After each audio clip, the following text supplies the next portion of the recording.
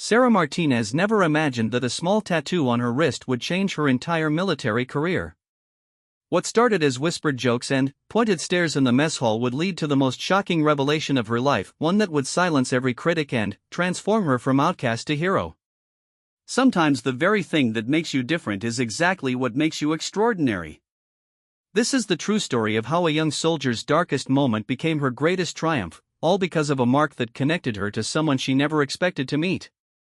Sarah Martinez adjusted her uniform sleeve for the 100th time that morning, making sure the small tattoo on her left wrist remained hidden beneath the fabric. The black ink formed a simple but meaningful design, a compass rose intertwined with a small heart, with the coordinates 40.7128 degrees north, 74.0060 degrees west inscribed below in delicate script. To most people, it looked like just another decorative tattoo, but, to Sarah, it represented everything she held dear about her hometown of New York City and the family she'd left behind to serve her country. Fort Bragg buzzed with its usual morning energy as soldiers hurried between buildings, preparing for another day of rigorous training. Sarah had been stationed there for 6 months now, and, despite her best efforts to fit in, she still felt like an outsider among her peers. At 22, she was one of the younger soldiers in her unit, and her quiet demeanor often made her an easy target for the more aggressive personalities that seemed to thrive in military culture. The problem started 3 weeks ago during a particularly grueling training exercise in the North Carolina heat. The temperature had soared to nearly 95 degrees, and sweat poured down everyone's faces as they completed obstacle courses and tactical maneuvers.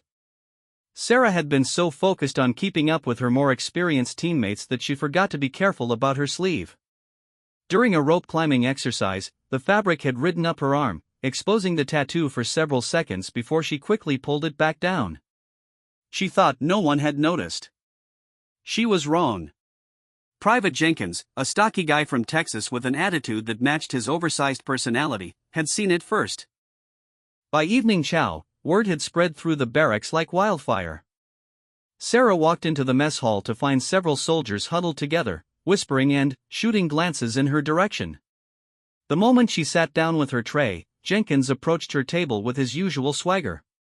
Well, Martinez," he said loudly enough for nearby tables to hear. "Heard you got yourself some pretty artwork hidden under that uniform." Sarah's stomach dropped. She kept her eyes focused on her food, hoping he would lose interest and move on. But Jenkins wasn't the type to let things go easily. "Come on, don't be shy," he continued, his voice dripping with mock friendliness. "Show us what you're hiding. I bet it's real, meaningful." The way he said the last word made it clear he thought the opposite. Other soldiers had started to gather around, and Sarah felt her face burning with embarrassment. She stood up quickly, grabbing her tray. "I need to get back to my duties," she mumbled, trying to push past the growing crowd. But Jenkins stepped in front of her, blocking her path. "Not so fast, Martinez. We're just curious about our teammates' artistic choices." "Nothing wrong with that, right?" The mess hall had grown quieter now, with more people turning to watch the scene unfold. Sarah felt trapped, surrounded by expectant faces waiting for her response. Her hands trembled slightly as she gripped her tray tighter.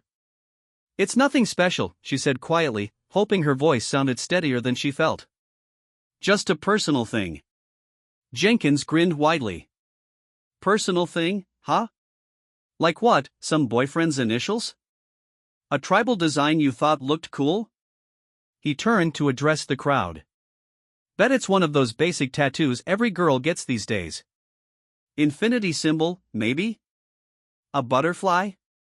Laughter rippled through the gathered soldiers, and Sarah felt her cheeks burning even hotter. She tried once more to push past, but Jenkins grabbed her arm gently but firmly. "Come on, Martinez. We're all family here, right? No secrets among soldiers." The pressure was becoming unbearable. Sarah looked around the mess hall, searching for a friendly face, someone who might step in and help her escape this humiliating situation. But most of the soldiers were either laughing along with Jenkins or watching with the kind of morbid curiosity that comes with witnessing someone else's embarrassment. Finally, she pulled her arm free from Jenkins' grasp and rolled up her sleeve just enough to reveal the tattoo. The compass rose gleamed under the harsh fluorescent lights of the mess hall, its intricate design clearly visible against her olive skin. For a moment, there was silence. Several soldiers leaned in closer to get a better look. Then, Jenkins burst into laughter. "Are you kidding me?" he exclaimed. "A compass? With coordinates?" He looked around at the other soldiers with exaggerated disbelief. "Martinez here thinks she's some kind of explorer or something. What's next, gonna tell us you're related to Christopher Columbus?" The laughter that followed was even louder than before. Sarah quickly pulled her sleeve back down, but the damage was done. She could hear the comments as she tried to leave. Seriously, who gets coordinates tattooed on themselves? Probably doesn't even know what they mean. Bet she copied it off some Pinterest board. Such a try-hard move. Sarah managed to make it out of the mess hall and halfway to her barracks before the tears started falling. She ducked into a maintenance shed between buildings and let herself cry for the first time since arriving at Fort Bragg. The tattoo had been her one connection to home, her reminder of why she was serving and what she was fighting for. Now it felt like a scarlet letter marking her as different, as someone who didn't belong. The mockery didn't stop there. Over the following days, the teasing became a daily routine. Jenkins and his friends had taken to calling her Captain Compass whenever officers weren't around. They would make exaggerated comments about navigation during training exercises, asking if Martinez needed to check her built-in GPS to find her way around base. During weapons training, Private Rodriguez would loudly wonder if Sarah's tattoo helped her find true north when aiming. In the barracks, soldiers would jokingly ask if she could help them find their way to the bathroom or the mess hall using her professional navigation skills. The worst part was that Sarah couldn't defend herself without seeming weak or overly sensitive. Military culture valued thick skin and the ability to take a joke, even when that joke was at your expense. Complaining would only make things worse and potentially mark her as a problem soldier who couldn't handle the pressures of military life. So she endured it in silence, letting the comments wash over her while she focused on her duties and training. She threw herself into her work with renewed intensity, determined to prove her worth through her performance rather than her appearance. During PT sessions, she pushed herself harder than ever before. In tactical exercises, she studied every manual and memorized every procedure until she could execute them flawlessly. But, no matter how well she performed, the tattoo remained a target for ridicule. The comments followed her everywhere she went on base. Even soldiers from other units had heard about the girl with the compass tattoo and would sometimes point her out to their friends when she passed by. Sarah began wearing long sleeves whenever possible, even in the sweltering North Carolina heat. She developed a habit of constantly checking her sleeve position, paranoid that the fabric might ride up and expose the tattoo again. The simple act of getting dressed each morning became a strategic decision about how to best conceal the mark that had become a source of such shame. Her performance reviews remained strong, and her commanding officers seemed pleased with her dedication and improvement. But Sarah knew that her reputation among her peers was damaged, possibly beyond repair. She was the soldier with the silly tattoo, the one who tried too hard to be special and unique. 3 weeks into the daily mockery, something changed. Word spread quickly through the barracks that they would be receiving a visit from Colonel Thompson, a decorated veteran who was touring various training facilities to assess readiness and morale. The colonel was known for his hands-on approach and his habit of speaking directly with enlisted soldiers rather than just reviewing reports from their superiors. Sarah felt a mix of nervousness and hope about the colonel's visit.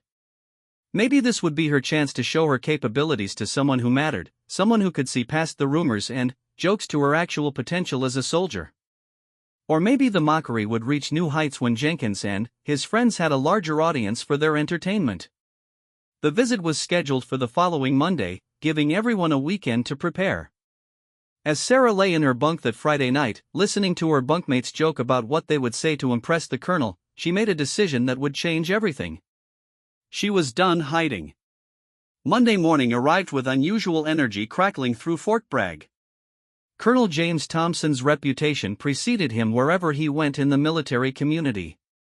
At 58, he was a legend among soldiers, a man who had served 3 tours in Afghanistan, earned a Purple Heart, and was known for his ability to spot potential in the most unlikely candidates.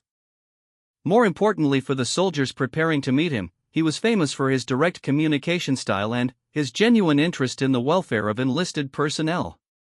Sarah had spent the weekend mentally preparing for this moment.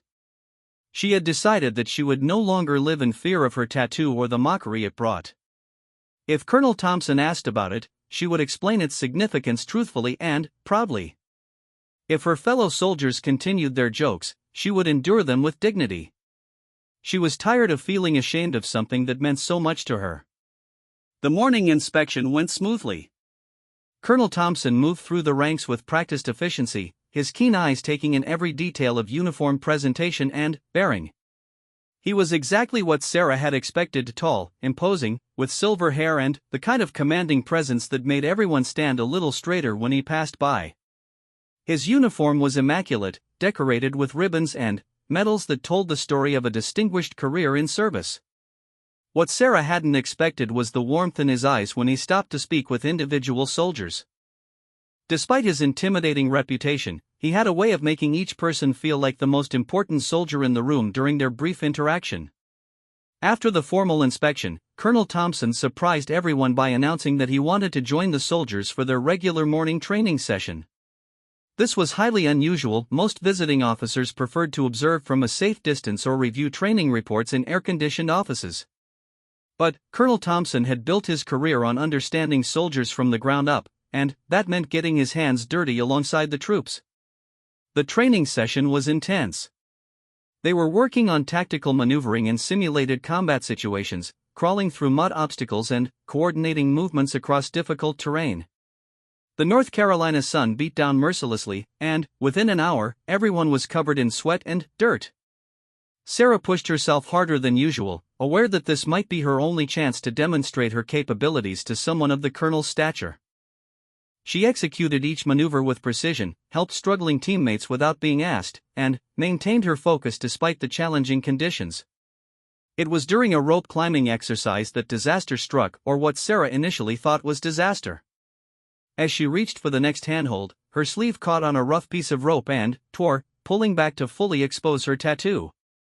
The compass rose design was now clearly visible to everyone around her, including Colonel Thompson, who happened to be standing directly below supervising the exercise. Sarah's heart pounded as she realized what had happened. She could already hear Jenkins starting to snicker somewhere behind her, probably preparing some new joke about her navigation system being exposed during climbing activities. Part of her wanted to immediately pull her sleeve down and try to cover the tattoo, but she was still suspended on the rope with both hands occupied. Colonel Thompson looked up at her with an unreadable expression. For a moment that felt like an eternity, he simply stared at the tattoo without saying anything.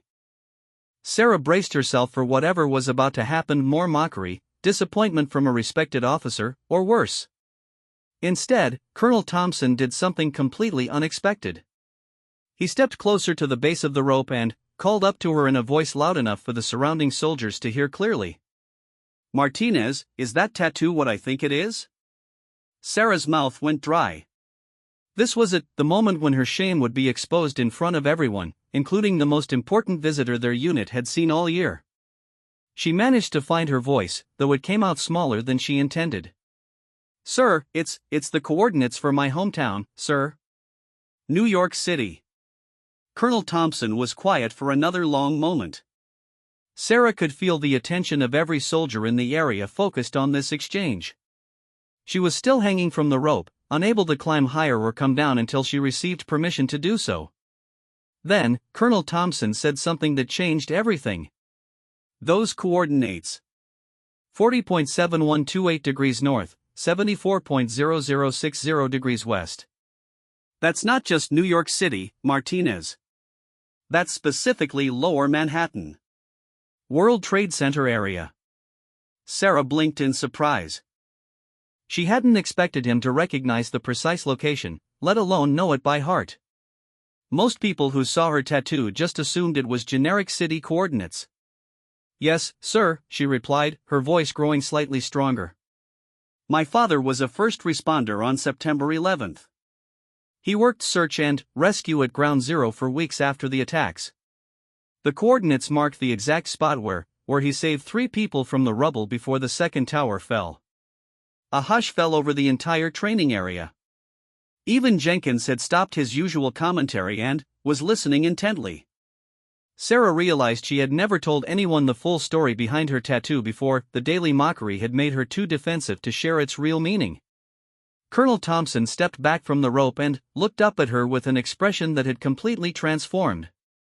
Where there had been professional interest before, now there was something much deeper: recognition, respect, and what looked almost like surprise. "Martinez," he said, his voice carrying across the suddenly quiet training ground, "I need you to climb down here immediately." Sarah's stomach lurched. She was certain she was about to be disciplined for having an unauthorized tattoo or for sharing too much personal information during a training exercise. She climbed down the rope as quickly as she could manage with shaking hands, landing heavily in front of the colonel. "Sir, I apologize if," she began, but Colonel Thompson held up a hand to stop her. "Martinez, I need to see that tattoo up close. Right now." This request sent murmurs through the crowd of soldiers who had gathered to watch the exchange. Sarah looked around nervously, seeing faces that ranged from curious to openly amused. Jenkins was grinning widely, probably anticipating some spectacular humiliation that he could reference for months to come. Sarah extended her left arm toward Colonel Thompson, rolling up the torn sleeve to fully expose the tattoo.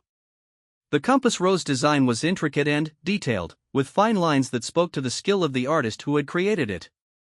Below the compass, the coordinates were inscribed in elegant script, and intertwined with the design was a small heart containing her father's initials and the date September 11, 01. Colonel Thompson studied the tattoo intently, his eyes tracing every line and detail. The silence stretched on for what felt like minutes, though it was probably only seconds. Sarah could feel sweat running down her back, and not just from the morning's physical exertion.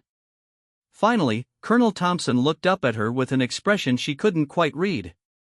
"Martinez, this tattoo of the coordinates, the design, the date, you said your father was a first responder at Ground Zero?" "Yes, sir. FDNY Rescue Company 1. He was off duty that morning but responded when the first plane hit. He spent 16 days at the site helping with search and rescue operations." Colonel Thompson nodded slowly, processing this information. Then, he did something that shocked everyone present, including Sarah. He began rolling up the sleeve of his own uniform shirt. The soldiers around them pressed closer, trying to see what the colonel was revealing. Sarah watched in amazement as Colonel Thompson exposed his own left forearm, revealing a tattoo that made her gasp out loud. There, on the arm of one of the most decorated officers in the U.S. Army, was a compass rose design nearly identical to her own. The coordinates beneath it read the same: 40.7128 degrees north, 74.0060 degrees west. And, intertwined with the compass was a small heart containing different initials but the same date, September 11, 01. The training ground fell completely silent. You could have heard a pin drop in the sudden stillness that settled over the assembled soldiers. Jenkins' grin had disappeared entirely, replaced by a look of shock and confusion. Colonel Thompson looked directly at Sarah, his voice carrying clearly across the quiet space. "Martinez, my younger brother was FDNY Rescue Company 2. He was one of the first responders to reach the World Trade Center that morning." He paused, his voice becoming softer but no less clear. "He never came home." Sarah felt tears starting to form in her eyes. The mockery, the shame, the weeks of hiding, all of it suddenly seemed insignificant compared to this moment of unexpected connection. Colonel Thompson continued, his voice growing stronger. "I got this tattoo 5 years after September 11th, on the anniversary of his death. The coordinates marked the spot where his company was last seen entering the North Tower. For 15 years, I've carried this mark as a reminder of his sacrifice and the sacrifice of all the first responders who gave their lives that day." He looked around at the gathered soldiers, his gaze lingering on Jenkins and the others who had participated in mocking Sarah's tattoo. "It seems Private Martinez carries a similar reminder of her father's heroism during one of our nation's darkest hours." The colonel turned back to Sarah, and she could see something like pride in his eyes. "Private Martinez, would you mind sharing with everyone exactly what your father did that day?" I think your fellow soldiers should know the full story behind the tattoo they've been commenting on. Sarah's voice was stronger now, fueled by the colonel's support and her own growing confidence. She told them about her father's actions on September 11, how he had worked tirelessly in the rubble, how he had saved those 3 lives, and how he had suffered health problems for years afterward due to his exposure to toxins at Ground Zero. She explained that the compass rose represented his ability to find hope and direction even in the darkest circumstances, and that the coordinates were her way of honoring not just him but all the first responders who had risked everything that day. When she finished speaking, Colonel Thompson nodded approvingly. Private Martinez, your father and my brother were part of a brotherhood that ran toward danger when everyone else was running away. They represent the very best of American courage and sacrifice. He rolled his sleeve back down and looked around at the assembled soldiers. Anyone who mocks such a tribute is not just disrespecting Private Martinez, they're disrespecting every first responder who gave their life in service to others.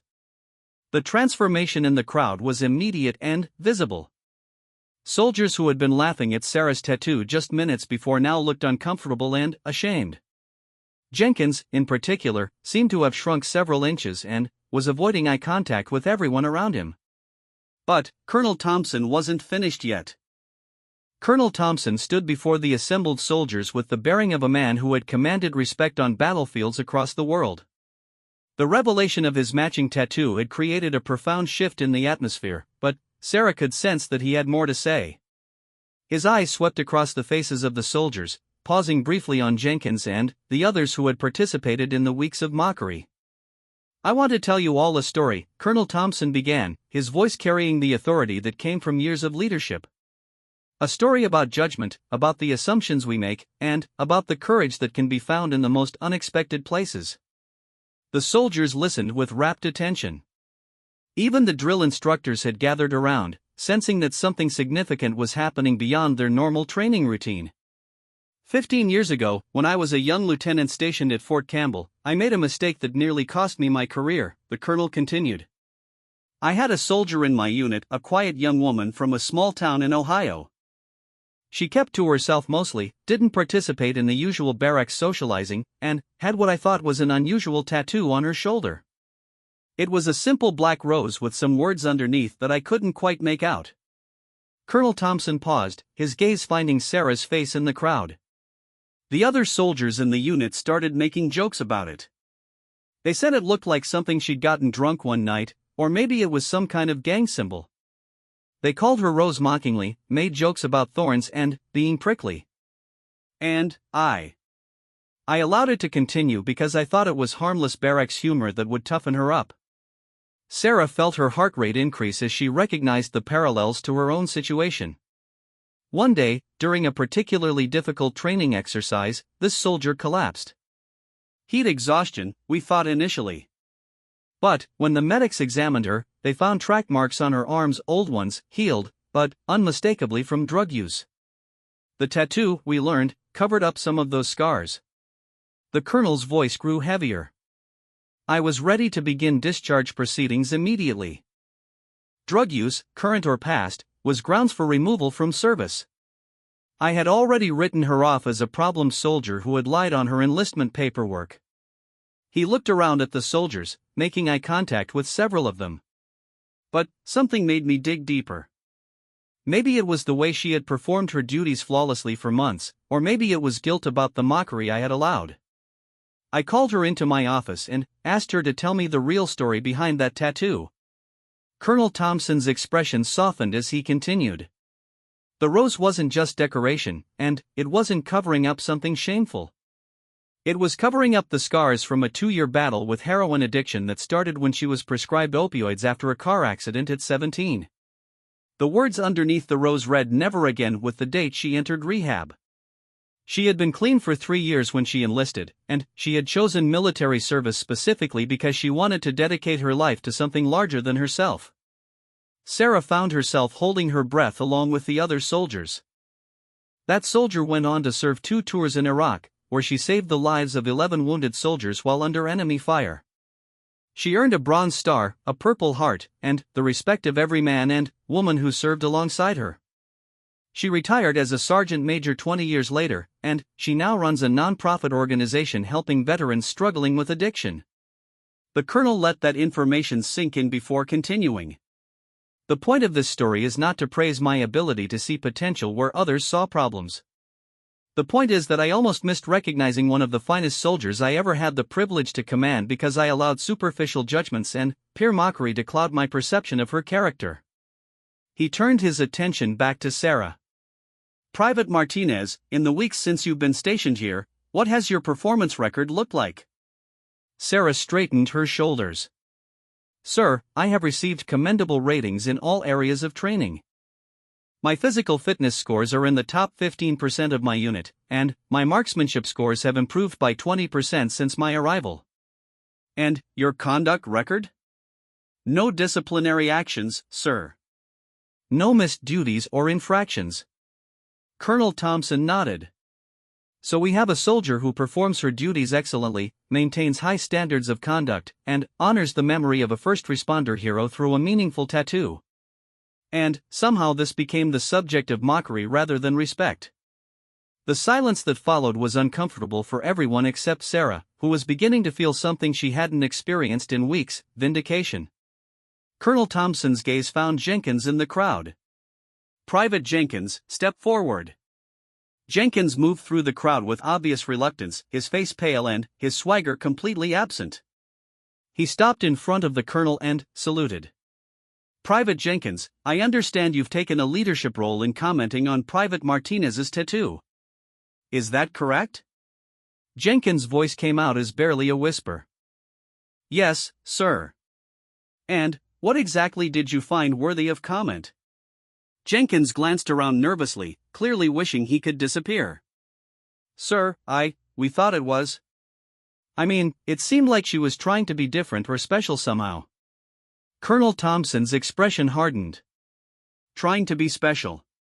I see. And what makes you special, Private Jenkins? What do you carry with you that honors sacrifice, service, or commitment to something greater than yourself? Jenkins had no answer. He stood there in front of his peers, looking smaller and more insignificant with each passing second. Private Jenkins, here's what's going to happen. You're going to spend the next 30 days on kitchen duty, and during that time, you're going to research and write a detailed report on the first responders who served at Ground Zero after September 11th. You're going to learn their names, their stories, and their sacrifices. And then, you're going to present that report to this entire unit, including Private Martinez. Yes, sir, Jenkins replied, his voice barely audible. Colonel Thompson addressed the broader group. Anyone else who participated in mocking Private Martinez will join Private Jenkins on kitchen duty and contribute to that report. I want to see a comprehensive understanding of what real service and sacrifice look like. Several soldiers shuffled uncomfortably but said nothing. The colonel's message was clear: the mockery would stop immediately, and there would be consequences for those who had participated. But Colonel Thompson wasn't finished with his revelations. Private Martinez, there's one more thing I need to tell you about your tattoo. You mentioned that your father saved 3 people from the rubble before the second tower fell. Can you tell me more about that specific incident? Sarah looked surprised by the question but answered readily. Yes, sir. He was working with a team near the North Tower when they heard voices calling from beneath some collapsed concrete. My father crawled into a space that was barely big enough for his body and managed to reach 3 office workers who were trapped. He had to make multiple trips to get them all out safely. Colonel Thompson nodded slowly. And do you know what time this rescue took place? Sir, according to his incident reports, it was approximately 9:45 a.m., just before the second tower was hit. The colonel took a deep breath. Private Martinez, my brother's last radio transmission was logged at 9:43 a.m. He reported that he was responding to calls for help from civilian victims trapped in the North Tower debris field. He paused, his voice becoming thick with emotion. Based on the location coordinates and timing you've described, I believe your father and my brother were working the same rescue site that morning. Sarah's eyes widened in shock. The coincidence seemed impossible, but the specificity of the details made it undeniably plausible. My brother's name was Lieutenant Daniel Thompson. After he died, I spent years researching every detail of that day, trying to understand his final moments. I spoke with dozens of first responders who worked that site, including several who mentioned a FDNY rescue company, one firefighter who had crawled into an incredibly dangerous space to save trapped civilians. Sarah's hand went to her mouth. My father never talked about the specific people he worked with that day. He said there were so many first responders there that it was impossible to keep track of everyone. They were heroes, all of them, Colonel Thompson said. And it's entirely possible that your father and my brother saved those 3 lives working together, even if they never knew each other's names. The emotional weight of this revelation settled over the assembled soldiers like a blanket. What had started as a routine training exercise had become something much more profound, a connection across time and tragedy that linked 2 families through service and sacrifice. Colonel Thompson rolled up his sleeve again, displaying his tattoo alongside Sarah's. These marks aren't just decorations or attempts to be special. They're reminders of the highest ideals of service, running toward danger when others run away, putting civilian lives before your own safety, and never forgetting the cost of freedom. He addressed the entire group one final time. Every soldier here wears a uniform that represents those same ideals. But some of you have forgotten that service comes in many forms, and that honoring sacrifice is more important than fitting in with the crowd. The colonel turned to Sarah one last time. Private Martinez, your father would be proud of the soldier you've become. You've endured weeks of inappropriate behavior with dignity and professionalism, and you've never let it affect your commitment to your duties. That shows the same kind of character your father demonstrated on September 11th. As the formal training session concluded and soldiers began to disperse, the transformation in Sarah's status was immediate and obvious. Soldiers who had avoided her for weeks now approached to introduce themselves properly. Several asked respectful questions about her father's experiences as a first responder. Others shared their own stories of family members who had served in various capacities. Jenkins, looking thoroughly humbled, approached Sarah as she was preparing to leave the training area. Martinez, he said quietly, not quite able to meet her eyes. I owe you a serious apology. I was way out of line with all that stuff about your tattoo. I didn't know. I mean, I should have minded my own business regardless, but I had no idea what it really meant. Sarah looked at him for a long moment before responding. Jenkins, we all make mistakes. What matters is what we do about them afterward. Is there anything I can do to make this right? Besides the kitchen duty and the report, I mean. Sarah considered the question carefully. Actually, there is something. When you're researching those first responders for your report, if you come across any information about Lieutenant Daniel Thompson from Rescue Company 2, could you share it with me? I'd like to learn more about the people my father worked alongside that day. Jenkins nodded eagerly, clearly relieved to have a concrete way to make amends. Absolutely. I'll put together everything I can find. In the weeks that followed, Sarah's experience at Fort Bragg changed completely. The respect she had earned through Colonel Thompson's intervention opened doors to deeper friendships and professional opportunities. Her tattoo, once a source of shame and mockery, became a conversation starter that allowed her to share her father's story and educate others about the ongoing impact of 9/11 on first responder families. Colonel Thompson made a point of checking in with Sarah before completing his visit to the base. He shared additional details about his brother's service and his own journey of grief and healing. They exchanged contact information, and he encouraged her to reach out if she ever needed guidance or support in her military career.